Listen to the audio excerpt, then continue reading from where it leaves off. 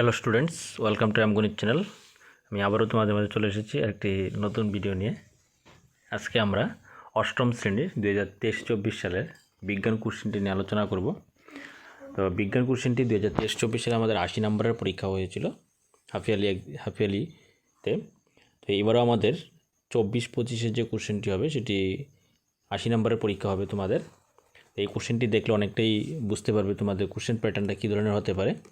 তাছাড়া আমরা আমগণিত চ্যানেলের মাধ্যমে 22-23 সালের যে বিজ্ঞান কোশ্চেনটি আছে সেই কোশ্চেনটি দেওয়া হয়েছে, তোমরা কোশ্চেনটা দেখে নেবে। তো যদি ভিডিওগুলি ভালো লাগে অবশ্যই চ্যানেলটাকে সাবস্ক্রাইব করে পাশে থাকবে।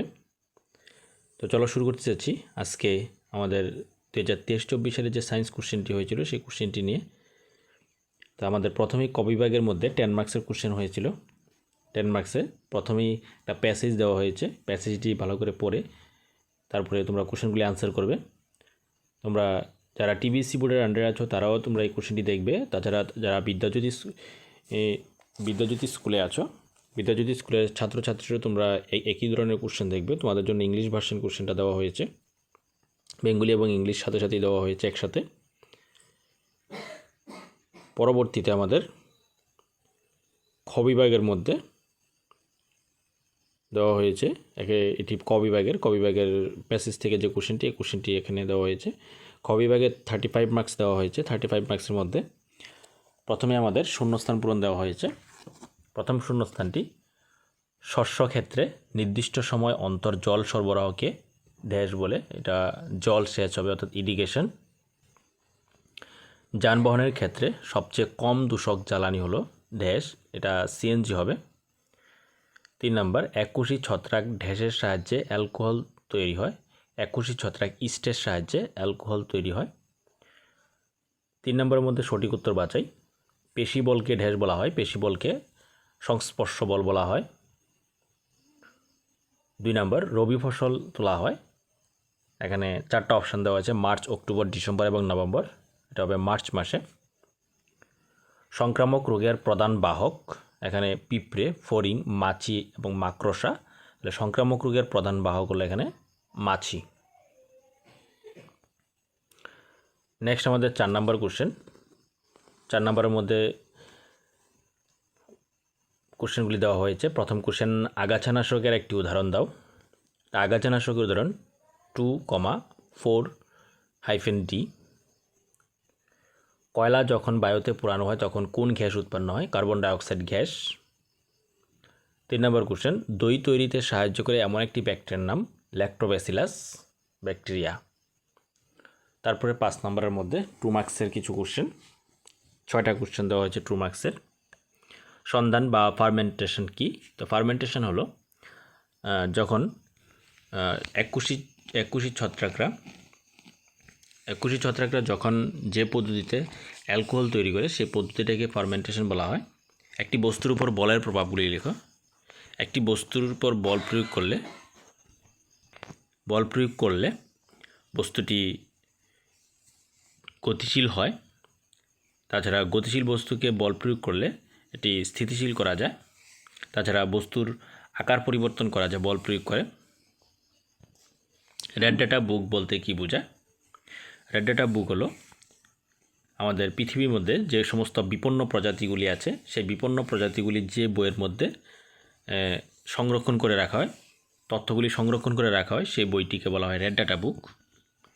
অতিরিক্ত রাসায়নিক সার ব্যবহারের 2টি অসুবিধা লেখো। তো অতিরিক্ত রাসায়নিক সার ব্যবহার করলে আমাদের মাটির উর্বর শক্তি কমে যেতে পারে।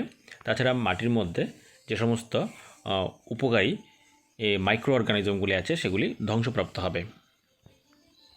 মশাবাহিত 2টি রোগের নাম হলো ম্যালেরিয়া এবং ডেঙ্গু। সংস্পর্শহীন 2টি বলের উদাহরণ। সংস্পর্শহীন যেটি আমরা আমাদের স্পর্শ দিয়ে হয় না, এগুলি হলো চুম্বক বল এবং মহাকর্ষ বল। জল সংরক্ষণকারী 2টি জলসেচ পদ্ধতির নাম, এটা হবে ড্রিপ সিস্টেম এবং স্প্রিংকলার সিস্টেম। নেক্সট আমাদের 6 নম্বরের মধ্যে 3 মার্কসের 3টা কোশ্চেন দেওয়া হয়েছে। এগুলি সংস্পর্শ বল এবং সংস্পর্শহীন বলের মধ্যে 3টি পার্থক্য। নেক্সট, আগাছা কাকে বলে, কীভাবে এদের নিয়ন্ত্রণ করা হয়। 3 নম্বরের মধ্যে জীবাশ্ম জ্বালানিকে ক্ষয়শীল প্রাকৃতিক সম্পদ বলে কেন ব্যাখ্যা করো। 4 নম্বর মধ্যে সংক্রামক রোগ কী, উদাহরণ দাও। নেক্সট আমাদের 7 নম্বরের মধ্যে 5 মার্কসের একটি কোশ্চেন আনসার করতে হবে। এখানে 2টা কোশ্চেন দেওয়া হয়েছে, যে কোনো একটা কোশ্চেন আনসার করতে হবে। প্রথমে দেওয়া হয়েছে অভিকর্ষ বল কী এবং অভিকর্ষীয় বল ও স্থির তড়িৎ বলের মধ্যে পার্থক্য কী। সি নাম্বার বস্তুর ওজনের জন্য কোন বল দায়ী। 2 নম্বরের মধ্যে যে কোশ্চেনটা দেওয়া হয়েছে আণুবীক্ষণিক জীব কী, ব্যাকটেরিয়া দ্বারা গঠিত 2টি রোগের নাম, ওআরএসের সম্পূর্ণ নাম উল্লেখ করো। ওআরএস সম্পূর্ণ যে ওরাল রিহাইড্রেশন সলিউশন, আর ব্যাকটেরিয়া গঠিত 2টি রোগের নাম কলেরা এবং টাইফয়েড। নেক্সট আমাদের গ বিভাগ 35 মার্কসের কোশ্চেন করা হয়েছে। প্রথমে ফিল ইন দ্য ব্ল্যাঙ্কস।